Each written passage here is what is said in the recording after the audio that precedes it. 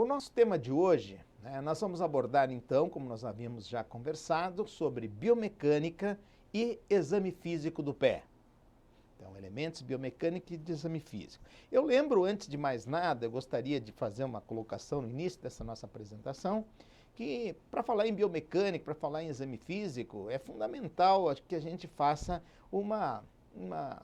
breve revisão dos conceitos anatômicos, dos conceitos básicos anatômicos a respeito do tornozelo e do pé. E eu vou procurar hoje apresentar isso de uma forma um pouquinho diferente. Eu vou, além de mostrar as estruturas anatômicas, eu também vou fazer referência,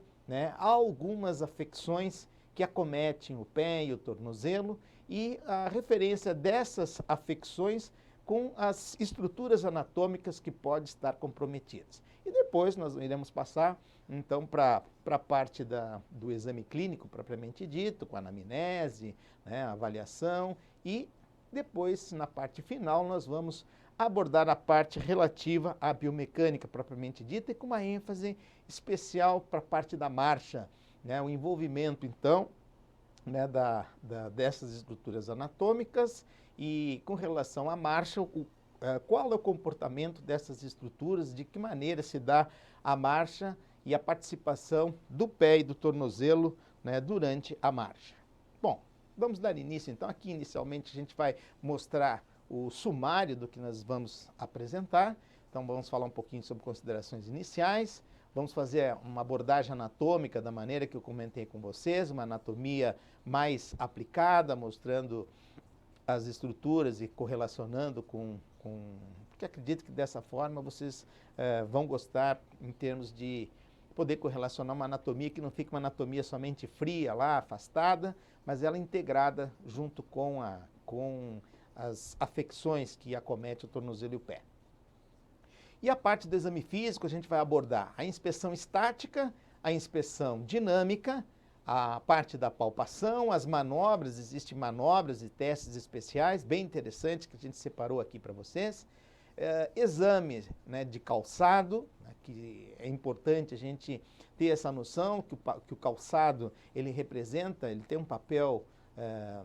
bem importante com relação e uma ligação bastante estreita com queixas e sintomas e algumas afecções que acabam acometendo o pé e o tornozelo.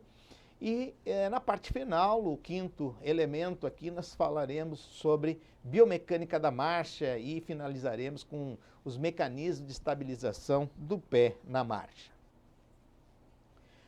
Como considerações iniciais, eu coloco para vocês que o exame clínico do pé e do tornozelo deve ser a primeira etapa